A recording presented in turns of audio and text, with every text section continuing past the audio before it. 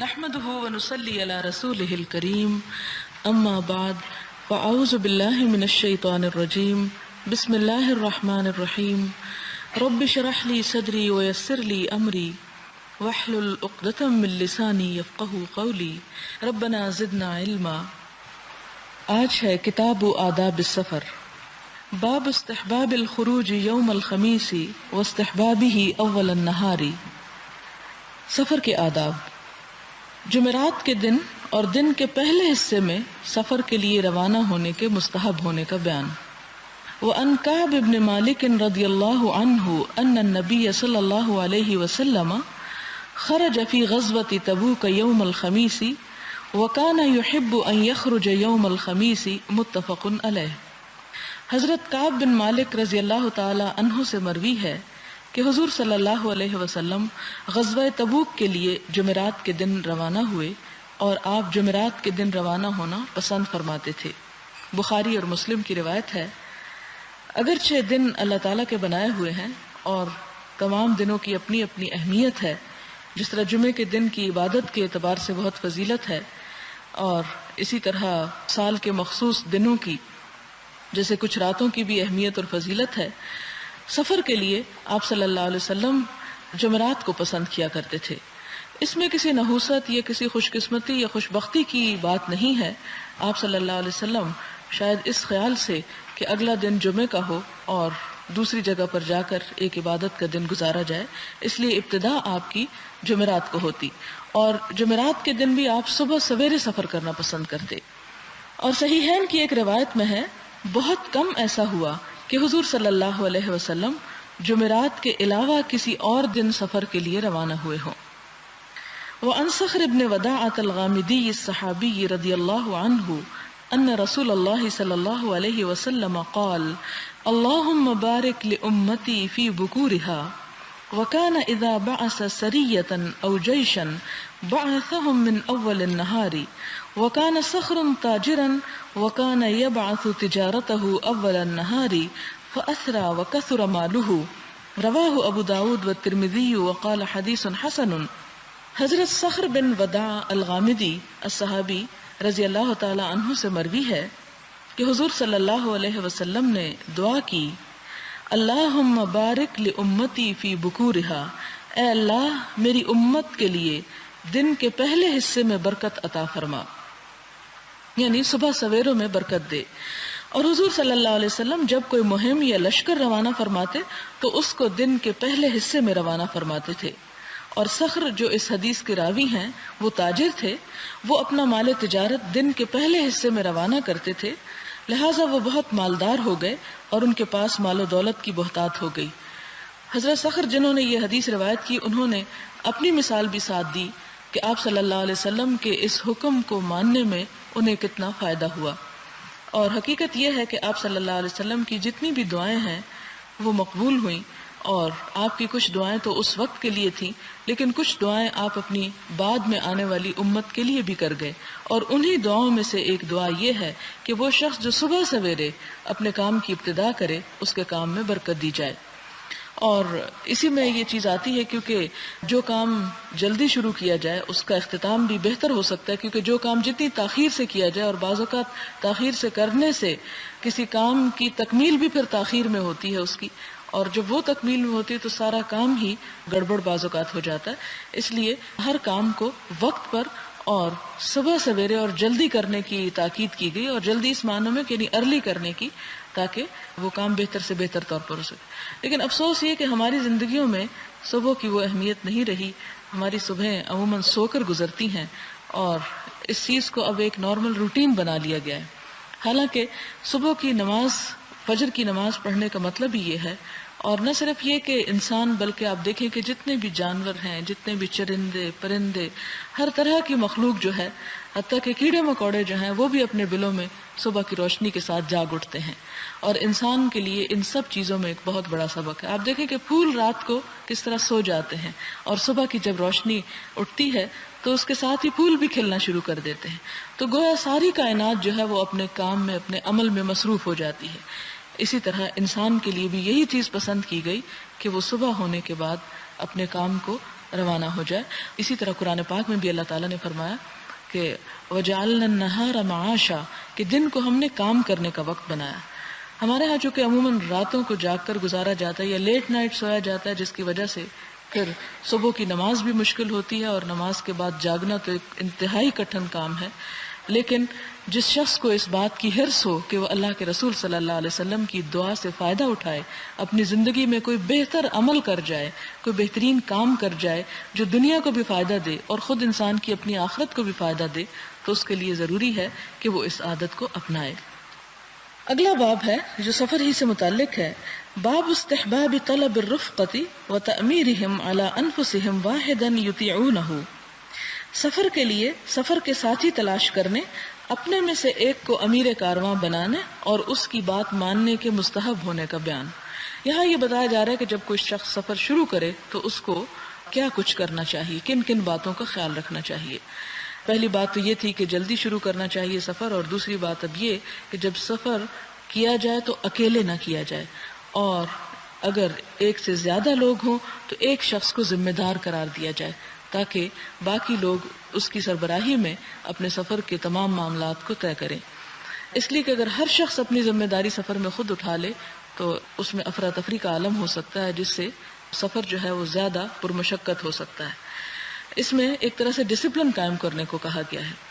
ان تمام احادیث کو پڑھ کر آپ یہ بات اچھی طرح محسوس کریں گے کہ حضور صلی اللہ علیہ وسلم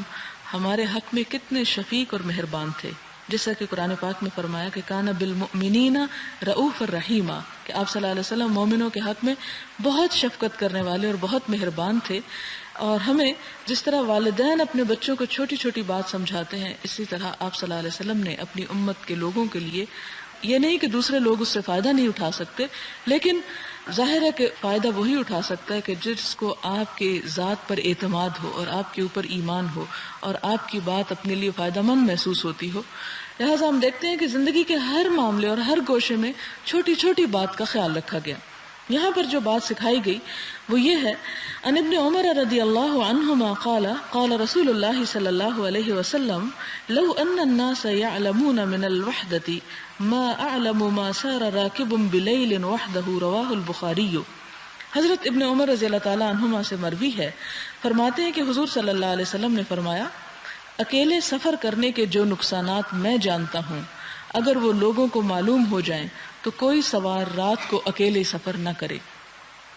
اس میں آپ دیکھیں کہ خاص طور پر اس زمانے اور اس دور کے سفر کے طریقہ کار اور ٹرانسپورٹیشن سسٹم کو اگر آپ اپنے ذہن میں رکھیں تو یہ بات اور زیادہ بہتر طور پر واضح ہو سکتی ہے،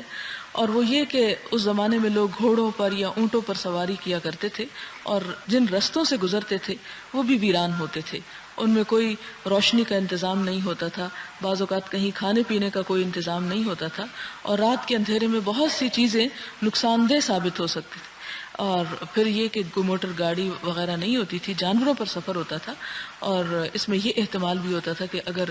رات کو اکیلے سفر کیا جائے اور خدا نخواستہ کسی جنگلی جانور سے واسطہ پڑ جائے تو اس کا مقابلہ ایک انسان کے کرنے کے بس کی بات نہیں۔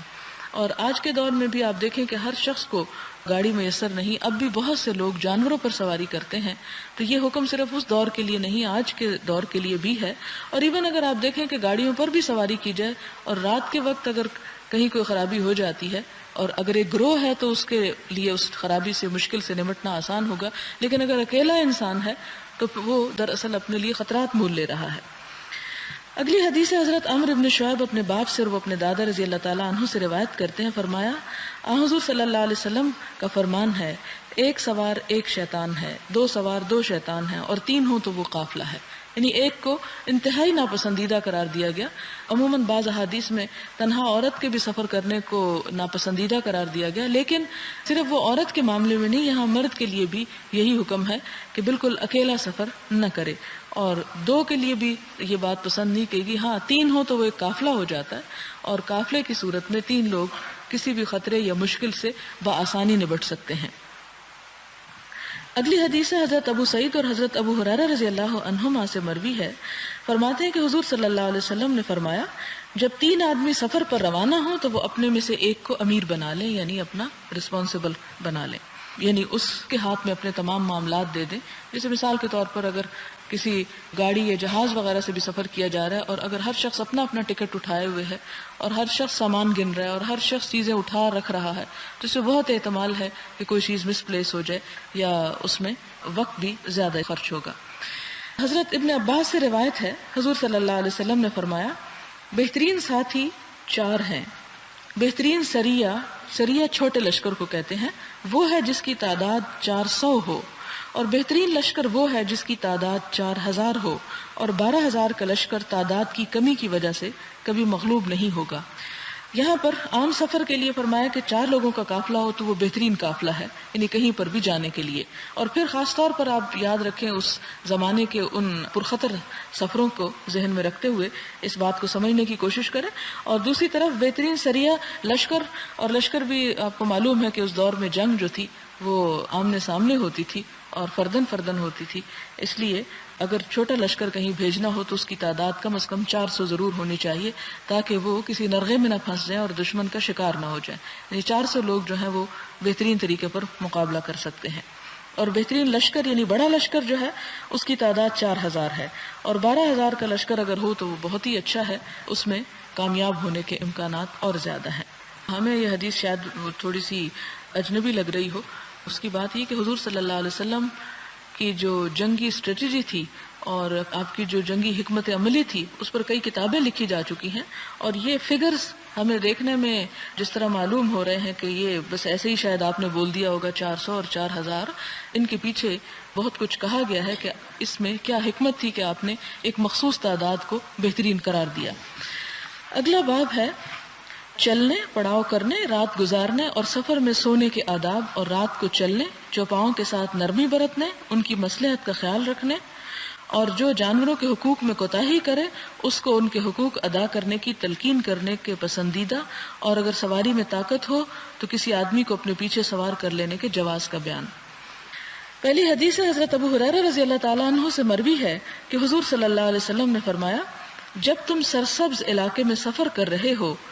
تو اونٹوں کو زمین میں سے ان کا حصہ ادا کرو۔ ظاہر ہے کہ وہ سبزہ ان کے کھانے کی چیز ہے، جب جانور گزرتے ہوں گے تو ان کا دل للچاتا ہوگا اس کو دیکھ کر، تو آپ نے فرمایا کہ اس میں سے ان کو حق دو، یعنی سفر کرنے کے ساتھ ان کو تھوڑی دیر کے لیے کھلا چھوڑ دو زمین میں تاکہ وہ کچھ کھا پی لیں۔ اور جب تم چٹیل زمین میں سفر کرو یعنی پتھریلی زمین ہو تو اونٹوں کو تیز چلاؤ تاکہ وہ تیزی سے وہاں سے گزر جائیں، اور اونٹوں کے مغز یعنی طاقت کے ختم ہونے سے پہلے منزل پر پہنچنے کے لیے جلدی کرو، کیونکہ وہ بھی ایک جان ہے اور اس جان کا بھی حق ہے اور اس کا تم لحاظ رکھو۔ اور پھر جب تم رات کے لیے پڑاؤ کرو یعنی راستے میں کہیں رکنے کی ضرورت پیش آ جائے تو راستے سے ہٹ کر پڑاؤ کرو، عین سڑک کے اوپر مت لیٹ جاؤ، کیونکہ وہ چوپاؤں کے راستے اور رات کو کیڑے مکوڑوں کی پناہ گاہیں ہیں۔ یعنی مخصوص جگہوں پر ہی انسان کو قیام کرنا چاہیے، ایسی جگہوں پر رات کو نہیں رکنا چاہیے کہ جہاں انسان کو درندوں کے خطرات ہوں یا کیڑے مکوڑوں کا خطرہ ہو۔ اس میں آپ دیکھتے ہیں کہ انسان کو توکل کا بھی طریقہ بتایا گیا کہ جب انسان کسی بھی کام کو کرنے لگے تو صرف یہ نہ سوچے کہ میں تو کر رہا ہوں اور میری حفاظت اللہ کے ذمہ ہے، نہیں، آپ صلی اللہ علیہ وسلم نے فرمایا اعقل و توکل، پہلے اپنی سواری کو باندھو، اپنا انتظام کرو اور اس کے بعد بھروسہ کرو، توکل کرو۔ پھر اسی طرح آپ صلی اللہ علیہ وسلم نے یہ بھی جو فرمایا کہ اونٹوں کو ان کا حق دو، تو اس کا مطلب یہ ہے کہ ان کو آہستہ اور نرمی سے چلاؤ تاکہ وہ چلتے چلتے چر سکیں۔ یعنی ایک تو اس کا معنی یہ ہے کہ اونٹ کھول دو تاکہ وہ کچھ دیر کے لیے چر سکیں، ان کو بیچ میں وقفہ دو آرام کا، اور دوسرا معنی یہ بھی ہے کہ اگر سبزے کے اوپر سے اونٹ گزر رہا اور وہ زمین پہ منہ مارنا چاہے تو اس کی رفتار جو ہے وہ کم کر دو تاکہ وہ کچھ جاتے جاتے کھا بھی سکے، کیونکہ انسان اور جانور کے کھانے میں فرق یہی ہے کہ انسان وقت پہ کھاتا ہے اور ضرورت کا کھاتا ہے، جبکہ جانور ہر جگہ منہ مارتے ہیں اور وقت بے وقت کھاتے رہتے ہیں۔ پھر اسی طرح اگلی حدیث ہے حضرت ابو قتادہ رضی اللہ تعالی عنہ سے مروی ہے، فرماتے ہیں حضور صلی اللہ علیہ وسلم جب سفر پر ہوتے اور رات کو پڑاؤ فرماتے یعنی رکتے کہیں پر تو اپنے دائیں پہلو پر لیٹ جاتے، اور اگر آپ صبح سے ذرا پہلے پڑاؤ کرتے تو اپنا ہاتھ کھڑا کرتے اور سر کو ہتھیلی پر رکھتے۔ اس میں حکمت کیا ہے کہ جب رات کو لیٹتے تو دائیں پہلو پہ لیٹتے، گویا آپ سونے کی تیاری کر رہے ہیں اور سو جاتے، لیکن جب آپ صبح سے ذرا پہلے یعنی نماز کا وقت قریب ہوتا تو پھر گہری نیند نہ سوتے بلکہ سوتے وقت اپنا ہاتھ کھڑا کرتے، اور ہاتھ کھڑا کرنے سے مراد یہ ہے کہ جیسے اپنا سر اس جگہ پر رکھ لیا جائے اور بازو کو نیچے لٹانے کی بجائے اس کو کھڑا کر لیا جائے، جو کہ اس بات کی علامت ہو کہ سونے والا پوری طرح نہیں سو رہا اور وہ جلد اٹھ جائے گا۔ اس حدیث کی تفسیر میں علماء کہتے ہیں کہ آپ صلی اللہ علیہ وسلم اس لیے ہاتھ کو کھڑا رکھتے تاکہ نیند میں زیادہ مشغول نہ ہو جائیں اور کہیں نماز فجر کا وقت نہ نکل جائے یا اول وقت نہ گزر جائے۔ اور اس میں یہ زیادہ احتمال ہوتا ہے کہ اگر انسان رات بھر سفر کرنے کے بعد تھک چکا ہو تو نیند بھی بہت گہری آتی ہے۔ اگلی حدیث حضرت انس رضی اللہ تعالی عنہ سے مروی ہے، فرماتے ہیں حضور صلی اللہ علیہ وسلم نے فرمایا رات کو سفر کیا کرو کیونکہ رات کو زمین لپیٹ دی جاتی ہے، یعنی رات کا سفر آسان ہوتا ہے۔ اور خاص طور پر عربوں کے ہاں آپ جانتے ہیں کہ دن کو اتنی شدید دھوپ ہوتی ہے، اتنی شدید گرمی ہوتی ہے کہ اس میں انسان خود بھی نڈھال ہو جاتا ہے اور جانور بھی نڈھال ہو جاتے ہیں۔ اور اس کے علاوہ یہ ہے کہ دن میں بے شمار ادھر ادھر چیزیں نظر آتی رہتی جس کے لیے انسان کبھی کسی طرف توجہ کرتا ہے کبھی کسی طرف۔ اسی طرح جانوروں کو جب راستے میں کوئی کھانے پینے کی چیز نظر آ جائے تو وہ رک جاتے ہیں۔ لیکن رات کو جب سفر کیا جائے تو انسان یکسوئی کے ساتھ سفر کرتا چلا جاتا ہے۔ تو زمین کو لپیٹ دیے جانے کا مطلب یہ نہیں کہ زمین سکڑ جاتی ہے، بلکہ انسان کا سفر تیز ہو جاتا ہے، اور جب انسان قدم اٹھاتا ہے تو آپ یوں ہی محسوس کریں گے کہ جیسے وہ زمین کو لپیٹ رہا ہو۔ اس کا چلنا جو ہے اس کو دراصل زمین کے لپٹنے سے تعبیر کیا گیا۔ اور اس کے علاوہ وہ ایک دعا بھی ہے کہ جب سفر پر انسان جائے تو وہ پڑھے کہ اللہم اطوی لنا البعد وہون علینا السفر، جس کا مطلب ہے کہ اللہ ہماری دوری کو لپیٹ دے، یعنی دوری کو کم کر دے، اس مسافت کو ہمارے لیے ہلکا کر دے، وہون علینا السفر، اور ہمارا سفر ہمارے لیے آسان کر دے۔ اس کے بعد اگلی حدیث ہے حضرت ابو ثعلبہ سے مروی ہے، فرمایا جب لوگ کسی مقام پر پڑاؤ کرتے تو مختلف گھاٹیوں اور وادیوں میں بکھر جاتے تھے۔ حضور صلی اللہ علیہ وسلم نے فرمایا بے شک تمہارا ان وادیوں اور گھاٹیوں میں منتشر ہونا شیطان کی طرف سے ہے۔ اس کے بعد جب وہ کہیں پڑاؤ کرتے تو بالکل ایک دوسرے کے ساتھ ساتھ رہتے، یعنی خصوصاً اس ماحول کے مطابق اگر دور دور رات کو قیام کیا جاتا تو اس میں خطرے کا احتمال زیادہ تھا۔ آپ صلی اللہ علیہ وسلم نے اس بات کو ناپسند فرمایا کہ جب لوگ کہیں پر جائیں تو ایک اپنے رخ پہ چلا جائے، دوسرا اپنے رخ پہ، اور سب کہیں نہ کہیں بکھر جائیں۔ بکھر جانے میں دو مشکلیں، ایک تو یہ ہے کہ انسان کسی خطرے کا اس کو سامنا ہو سکتا ہے، اور دوسری بات یہ ہے کہ جب دوبارہ سفر کرنے کی ابتدا کرنا ہو تو اس وقت سب کو جمع کرنا اور سب کو اکٹھا کرنا اور سب کو بلانا مشکل ہوتا ہے۔ اس لیے آپ صلی اللہ علیہ وسلم نے سب کو ایک جگہ رہنے کی اور قریب قریب رہنے کی تلقین فرمائی۔ اگلی حدیث حضرت سہل بن عمر سے ہے اور بقول بعض سہل بن ربیع سے، جو اہل بیت اور رضوان میں سے ہیں۔ وہ فرماتے ہیں کہ حضور صلی اللہ علیہ وسلم ایک اونٹ کے پاس سے گزرے جس کی پیٹھ اس کے پیٹ کے ساتھ ملی ہوئی تھی، تو آپ نے فرمایا ان بے زبان چوپاؤں کے معاملے میں اللہ تعالیٰ سے ڈرا کرو،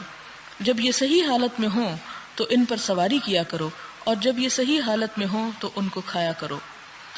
اس میں دو تین باتیں ہمیں پتہ چلتی ہیں۔ پہلے تو صحابی کا تعارف کرایا گیا سہل بن عمر کا، جو اہل بیت الرضوان میں سے ہے۔ بیت الرضوان آپ سب کو معلوم ہے کہ صلح حدیبیہ کے موقع پر ہوئی تھی، جس کا سورۃ الفتح میں ذکر آتا ہے کہ لقد رضی اللہ عن المؤمنین اذ یبایعونک تحت الشجرۃ، کہ اللہ تعالیٰ راضی ہو گیا ان مومنوں سے جو اس درخت کے نیچے آپ سے بیعت کر رہے تھے۔ تو وہ درخت جو تھا جسے حضرت عمر کے زمانے میں کٹوا دیا گیا کیونکہ لوگ اس درخت کی بہت تعظیم کرنے لگے، تو انہیں ڈر پیدا ہو گیا کہ کہیں یہ درخت بھی شرک کا گڑھ نہ بن جائے۔ بیعت کی تفصیلات میں تو اس وقت نہیں جاتی، لیکن آپ کو معلوم ہوگا کہ جب حضرت عثمان رضی اللہ تعالیٰ عنہ کو حضور صلی اللہ علیہ وسلم نے مکہ روانہ کیا اور ان کی واپسی کی پھر کوئی اطلاع نہیں مل رہی تھی اور یہ افواہ اڑ گئی کہ حضرت عثمان کو شہید کر دیا گیا، تو ان کے خون کا بدلہ لینے کے لیے جتنے بھی ساتھی آپ صلی اللہ علیہ وسلم کے ساتھ آئے تھے ان سب کو جمع کر کے عہد لیا گیا کہ اب وہ پیچھے نہیں پلٹیں گے اور دشمنوں سے انتقام لیں گے کیونکہ انہوں نے غداری کی ہے۔ لیکن بعد میں یہ افواہ غلط ثابت ہوئی اور کوئی جنگ بھی نہیں ہوئی۔ اس کے بعد اصل حدیث جس ریفرنس میں آ رہی ہے وہ یہ ہے کہ آپ صلی اللہ علیہ وسلم ایک اونٹ کے پاس سے گزرے جس کی پیٹھ اس کے پیٹ کے ساتھ ملی ہوئی تھی، یعنی انتہائی بھوکا تھا، ہڈیوں کا ڈھانچہ بن چکا تھا۔ تو آپ نے فرمایا ان بے زبان جانوروں کے معاملے میں اللہ تعالیٰ سے ڈرا کرو، یعنی یہ تو تمہیں بول کر نہیں اپنی تکلیف بتا سکتے، لیکن اللہ تعالیٰ تمہیں دیکھ رہا ہے اور وہ تم سے حساب لے گا، لہٰذا اس کی پکڑ سے بچو۔ اور پھر آپ نے فرمایا کہ جب یہ صحیح حالت میں ہو تو ان پہ سواری کیا کرو، یعنی اگر کوئی اونٹ لاغر ہے، کمزور ہے، بیمار ہے، چلنے کے قابل نہیں تو اس پر سواری بھی مت کرو۔ اس سے آپ اندازہ لگائیں کہ آپ صلی اللہ علیہ وسلم کتنے شفیق اور مہربان تھے کہ انسانوں کا ہی نہیں بلکہ جانوروں تک کے حقوق کا خیال انہوں نے رکھا، اور فرمایا کہ جب صحیح حالت میں ہو تو ان کو کھایا کرو، یعنی جو جانور ذبح کیا جائے وہ بھی صحت مند ہونا چاہیے، کیونکہ انسان کی خوراک انسان کے جسم پر، اس کی صحت پر، اس کے خیالات پر اور بہت سی چیزوں پر اثر انداز ہوتی ہے. تو بیمار جانور کے کھانے سے بیماریوں کے پیدا ہونے کا اندیشہ ہے. اس لیے آپ نے نہ صرف یہ کہ سفر کا ادب بتایا بلکہ ساتھ ہی ان کے گوشت کو استعمال کرنے کے لیے بھی طریقہ بتایا کہ کس حالت میں اور کب استعمال کیا جائے. اگلی حدیث حضرت ابو جعفر عبداللہ بن جعفر رضی اللہ تعالی عنہما سے مروی ہے. فرمایا ایک روز حضور صلی اللہ علیہ وسلم نے مجھے اپنے پیچھے سوار کر لیا اور مجھ سے ایک راز کی بات فرمائی جو میں کسی کو نہیں بتاتا. حضور صلی اللہ علیہ وسلم قضاء حاجت کے لیے کسی بلند اونٹ یا کھجوروں کے جھنڈ یعنی باغ کے پردے میں تشریف لے جانا زیادہ پسند فرماتے تھے. حضور صلی اللہ علیہ وسلم ایک انصاری کے باغ میں داخل ہوئے، اور مسلم نے تو اسی طرح حدیث مختصر روایت کی، اور برقانی نے مسلم کی اسناد سے حائش نخل کے بعد یہ اضافہ کیا کہ حضور صلی اللہ علیہ وسلم انصار میں سے ایک شخص کے کھجوروں کے باغ میں داخل ہوئے. وہاں ایک اونٹ تھا.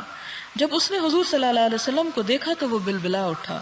اس کی آنکھوں سے پانی بہہ نکلا. حضور صلی اللہ علیہ وسلم اس کے پاس تشریف لے گئے اور اس کی کوہان اور اس کے سر کے پچھلے حصے پر ہاتھ پھیرا. وہ اونٹ پرسکون ہو گیا. حضور صلی اللہ علیہ وسلم نے فرمایا اس اونٹ کا مالک کون ہے؟ یہ اونٹ کس کا ہے؟ ایک انصاری جوان حاضر ہوا اور اس نے عرض کیا یا رسول اللہ صلی اللہ علیہ وسلم یہ اونٹ میرا ہے. آپ نے فرمایا کیا تو اس بے زبان جانور کے بارے میں اللہ تعالیٰ سے نہیں ڈرتا جس نے تجھے اس کا مالک بنایا؟ وہ میرے سامنے شکایت کر رہا ہے کہ تو اس کو بھوکا رکھتا ہے اور اس کو تھکا دیتا ہے.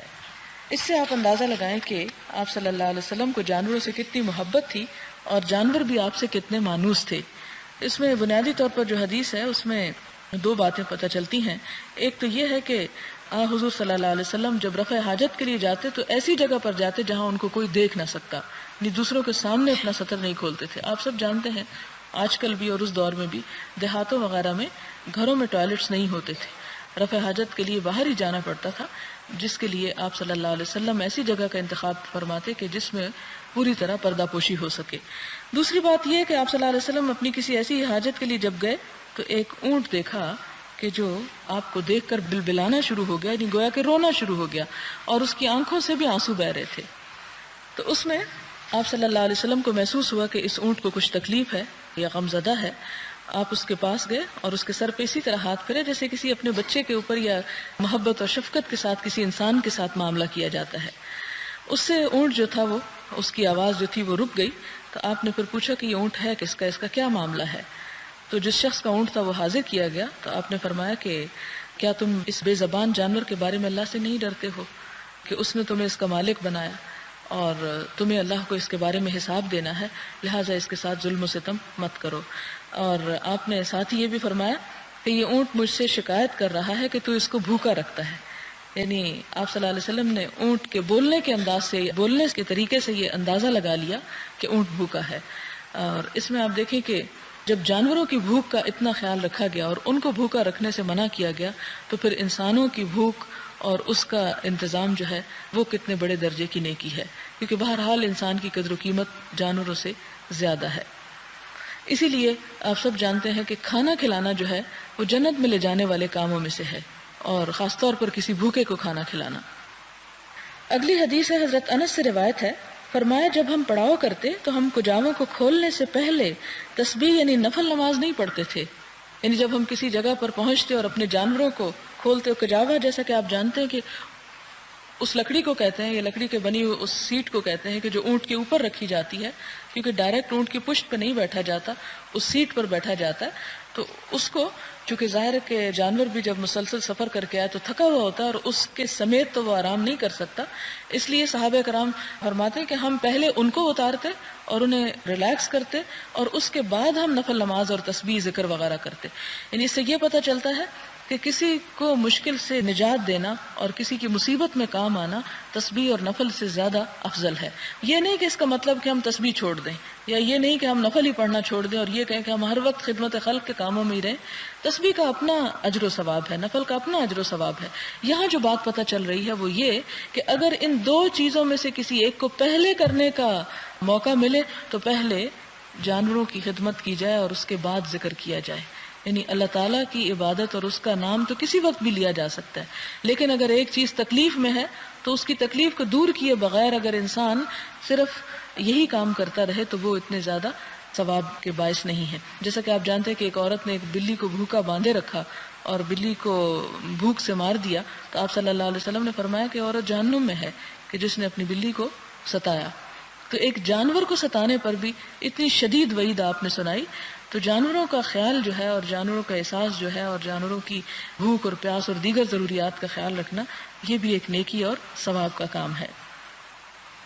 اس کے بعد اگلا باب ہے باب اعانت الرفیق، دوست کی مدد کرنے کا بیان، کہ سفر میں جو ساتھی ہوتے ہیں ان کا خیال رکھنا چاہیے اور ان کو اگر کسی چیز کی ضرورت ہے تو اس ضرورت کو پورا کرنا چاہیے. آپ سب جانتے ہیں کہ قرآن پاک میں زکوٰۃ کے اور صدقات کے جہاں مصارف کا بیان ہے کہ کہاں کہاں دی جائے، وہاں ہر موقع پر آپ نے وابن السبیل کا ذکر ضرور پڑا ہوگا کہ مسافروں پر بھی خرچ کی جائے. مسافر اپنے گھر میں خواہ کتنا ہی مالدار کیوں نہ ہو، اگر سفر کی حالت میں وہ کنگال ہو گیا ہے یا اس کے پاس کوئی پونجی نہیں ہے تو اس صورت میں زکوٰۃ تک کے مال سے اس کی مدد کی جا سکتی. ہاں یہ الگ بات ہے کہ جب وہ اپنے سفر سے لوٹے تو اتنے پیسے صدقہ کر دے، اور اگر نہ بھی کرے تو اس پر گناہ نہیں ہے. یہاں پر ہم دیکھتے ہیں کہ اس موضوع کے متعلق بہت سی احادیث ہیں. یہاں پر سب سے پہلی حدیث یہ ہے کہ واللہ فی عون العبد ما کان العبد فی عون اخیہ، اور پھر فرمایا کہ کل معروف صدقہ واشباہہما. حضور صلی اللہ علیہ وسلم کا فرمان ہے اللہ تعالیٰ بندے کی مدد کرتا رہتا ہے جب تک بندہ اپنے بھائی کا مددگار رہتا ہے. یعنی جو انسان انسانوں کی مدد کرتا ہے اللہ تعالیٰ اس کی مدد فرماتا ہے. اور پھر فرمایا کہ ہر نیکی صدقہ ہے. یعنی صدقہ صرف یہ نہیں کہ انسان پیسہ خرچ کرے، وہ تو ہے ہی صدقہ، لیکن کسی قسم کی کوئی بھلائی جب انسان دوسرے کے ساتھ کرتا ہے تو وہ بھی ایک طرح سے صدقہ شمار ہوتا ہے. اور اس میں کسی بھولے ہوئے کو رستہ دکھا دینا، کسی کو اپنی سواری پر سوار کر لینا، کسی کو کھانا کھلا دینا، کسی کو ہسپتال میں دکھا دینا، کسی کی تیمارداری کر دینا، کسی بہرے کو اونچا بول کے سنوانا، یعنی کسی انسان کی کسی بھی طرح کوئی مدد جو انسان کر سکتا ہے اس تمام چیز کو صدقہ شمار کیا گیا. حضرت ابو سعید خدری رضی اللہ تعالی عنہ سے مروی ہے، فرمایا ہم سفر میں تھے کہ ایک آدمی اپنی سواری پر سوار ہو کر آیا اور اس نے دائیں بائیں نگاہ دوڑانا شروع کر دی. تو حضور صلی اللہ علیہ وسلم نے فرمایا جس کے پاس فالتو سواری ہو تو وہ اسے دے دے، جس کے پاس سواری نہیں ہے، اور جس کے پاس فالتو زاد راہ ہو تو وہ اس کو دے دے جس کے پاس زاد راہ نہیں ہے. اور آپ نے اسی طرح مال کی مختلف اقسام کا ذکر کیا، حتیٰ کہ ہم نے یہ محسوس کیا کہ ہم میں سے کسی کا فالتو مال پر کوئی حق نہیں ہے. یہ سفر کے بارے میں خاص طور پر یہ حکم ہے کہ انسان جب سفر میں ہو اور اس کے پاس کھانے کی چیز ہے یا سواری ہے یا ضرورت کی چیز ہے اور اس کے ساتھی کے پاس نہیں ہے تو اسے نظر انداز نہیں کرنا. خود کھانے سے پہلے اسے بھی ساتھ شریک کرنا ہے. صرف یہ نہیں کہ خود سوار ہے اور دوسرا ساتھ پیدل چلتا چلا آ رہا ہے تو کہے کہ اس میں میرا کیا قصور ہے، اس کا اپنا قصور ہے کہ اس کی سواری نہیں ہے. نہیں، اگر کوئی افورڈ نہیں کر سکتا تو دوسرے شخص کو اس کی ہر طریقے سے مدد کرنی چاہیے. آپ کو اگر یاد ہو کہ موجودہ دور میں ایک بہت بڑے اسکالر ہیں محمد اسد، انہوں نے قرآن پاک کا ٹرانسلیشن بھی کیا ہے، صحیح بخاری کا بھی ایک والیوم ٹرانسلیٹ کیا ہے. اس کے علاوہ بہت خوبصورت کتابیں انگریزی میں لکھی ہوئی ہیں. یہ یہودی تھے اور پھر مسلمان ہوئے، اللہ تعالیٰ نے اسلام کی نعمت انہیں عطا کی. وہ اپنی جو بیبلوگرافی ہے یا اسی قسم کی ایک کتاب، اس میں اپنے مسلمان ہونے کا جو واقعہ لکھتے ہیں اس میں ایک چھوٹا سا قصہ اس میں ذکر کرتے ہیں. وہ یہ کہتے ہیں کہ اسلام کے بارے میں میری محبت میرے دل میں کیسے پیدا ہوئی یا اسلام سے میں قریب کس طرح ہوا. اس میں ایک واقعہ وہ یہ کہتے ہیں کہ میں اردن سے عقبہ سے مصر کی طرف ریڈ سی کے ذریعے جا رہا تھا تو جہاز میں سوار تھا. جہاز میں مختلف طرح کے لوگ تھے، ہلا گلا تھا، کوئی کھا پی رہا تھا، کوئی کچھ کر رہا تھا، اور میرے سامنے والی سیٹ پر ایک بدو بھی سوار تھا. بدو یعنی کوئی عرب تھا. جب بھوک لگی اس کو تو اس نے اپنی ٹوکری میں سے کپڑے میں لپٹی ہوئی ایک روٹی نکالی جو سوکھ چکی تھی، اور اس نے کھانے سے پہلے اس روٹی کو 2 ٹکڑے کیا اور مسکرا کر مجھے پیش کیا. تو کہتے ہیں کہ اس سوکھی روٹی کو مسکرا کے مجھے پیش کرنا جو تھا، اس نے میرے دل میں اتنی محبت پیدا کی اور اتنا گہرا اثر پیدا کیا کہ میں سوچنے پہ مجبور ہو گیا کہ یہ کون سا دین یا کون سی چیز ہے کہ جس نے اس انسان کا دل اتنا بڑا کر دیا ہے کہ اس کے پاس ایک روٹی ہے اور وہ بھی سوکھی ہوئی، اور وہ اس میں سے مجھے بھی حصہ دے رہا ہے. تو یہ ایک سفر میں اگر انسان کا اخلاق عمدہ ہو تو انسان بعضوں کا سوچ نہیں سکتا کہ اس عمدہ اخلاق کے کہاں کہاں تک نتائج پہنچ سکتے ہیں۔ اب ظاہر ہے کہ اس بدو بیچارے کو تو خبر بھی نہیں ہوگی کہ کس شخص نے مجھ سے کیا سیکھا اور پھر اس پر کیا عمل کیا، اور اس کے بعد وہ جو مسلمان ہوا اور جو کچھ لکھا اور اسلام کی خدمت ہوئی، تو یہ جتنا کچھ اس شخص کی نیکی ہے اس کا حصہ اس بدو کو بھی ملے گا، کیونکہ اسلام میں صدقہ جاریہ اسی چیز کو کہتے ہیں، کیونکہ سورۃ یاسین میں بھی آتا ہے نا، نکتب ما قدموا وآثارہم، ہم لکھ رہے ہیں جو انہوں نے خود آگے بھیج دیا اور جو وہ پیچھے چھوڑ کے گئے، یعنی اپنے اچھے عمل بعد کے لوگ اس روشنی سے فائدہ اٹھاتے رہے۔ اب آپ دیکھیں کہ حضرت عمر کے پاس ایک شخص آیا جو کسی کی گواہی دینے کے لیے آیا تھا، اس کے بارے میں بتانے کے لیے، اور کہنے لگا کہ یہ شخص بہت نیک ہے۔ تو آپ نے اس سے دو باتیں پوچھی کہ جس کے بارے میں تم گواہی دے رہے ہو کہ یہ بہت اچھا ہے، کیا تم نے اس کے ساتھ سفر کیا ہے؟ تو اس نے کہا نہیں، سفر تو نہیں کیا۔ کہا کیا تم اس کے پڑوس میں رہے ہو؟ کہا نہیں، پڑوس میں بھی نہیں رہے۔ کہا پھر تم اسے اچھا کیسے کہتے ہو؟ کسی انسان کی اچھائی، خوبی اور بھلائی دو چیزوں سے پتہ چلتی ہے۔ نمبر ایک، سفر کے دوران اس کے جتنے بھی عیب اور ہنر ہیں اور اس کی بھلائیاں اور وہ سب کچھ کھل کے سامنے آ جاتے ہیں، کیونکہ سفر ایک ایسی چیز ہے جس میں کبھی انسان تھکا ہوتا ہے، کبھی انسان بھوکا ہوتا ہے، کبھی انسان اریٹیٹ ہو رہا ہوتا ہے سفر کی تکلیف کی وجہ سے۔ تو اس وقت جو انسان اپنے آپ پہ کنٹرول کر جائے، اپنی تھکاوٹ کو کنٹرول کر کے مسکرا اٹھے، اپنی بھوک کو کنٹرول کر کے دوسرے کو کھانا دے سکے، اپنی پیاس کو کنٹرول کر کے دوسرے کو پانی دے، اپنے آرام کو کم کر کے دوسرے کو آرام پہنچائے، تو وہی انسان دراصل اچھا انسان ہے۔ اور دوسرا نیبر، کہ جب انسان کسی کے ہمسائے میں رہتا ہے، ہمسائیگی میں رہتا ہے، تو پھر اس کا پتہ چلتا ہے کہ وہ اچھے برے وقت میں کس طرح مدد کرتا ہے۔ تو اس میں بھی آپ دیکھیں کہ خاص طور پر سفر، لیکن افسوس کے ساتھ کہنا پڑتا ہے کہ ہمارے ہاں سفر یہ ہے کہ کسی بھی جہاز پر یا کسی بس پر یا کسی سواری پر سوار ہوتے لوگوں کو آپ دیکھ سکتے ہیں کہ ہر شخص ایک دوسرے سے پہلے بھاگ رہا ہوتا ہے کہ وہ جا کر سب سے پہلے اچھی سیٹ لے لے۔ ریسنٹلی مجھے سفر کرنے کا اتفاق ہوا اور دیکھ کر انتہائی تکلیف ہوئی کہ جس وقت پاکستان میں جہاز لینڈ کیا تو اس وقت ایئر ہوسٹس جو برٹش تھی، وہ بیچاری چیخ چیخ کر کہہ رہی ہے کہ جب تک جہاز نہ رک جائے آپ لوگ اپنی سیٹوں پہ بیٹھے رہیں، اور سوائے ہم دونوں کے اور چند لوگ، دو چار کوئی اور ہوں گے، آپ یقین کریں کہ پورے کے پورے لوگ، جہاز ابھی ہلکا ہلکا چل ہی رہا تھا، وہ سب کھڑے ہو کے فوراً اپنا سامان نکالنے لگ گئے، اور یوں ایک ہنگامہ اور عالم بدتمیزی تھا کہ شرم سے نگاہیں جھک گئی کہ ہمارا قومی کردار کیا ہے اور ہم کس طرف جا رہے ہیں۔ یعنی جہاز رکے گا، سب کو اترنا ہے، وہ دوبارہ واپس اس میں نہیں لے جائیں گے آپ کو، اس میں سے آپ کو نکلنا ہی ہے۔ اور پھر یہ کہ جب آپ نکلیں گے تو آپ کو بس بھی مل جائے گی، اور بس سیٹوں والی نہیں ہے کہ سب بیٹھیں گے، آپ کو بہرحال کھڑے ہی ہونا ہے، اور پھر آپ کو آگے بھی جانا ہے، اور سب نے اسی قطار سے نکلنا ہے، اگر 5 منٹ آگے کیا اور پیچھے کیا۔ لیکن ایک عالم بدتمیزی ہوتا ہے، اتنی تکلیف ہوتی ہے، اور پھر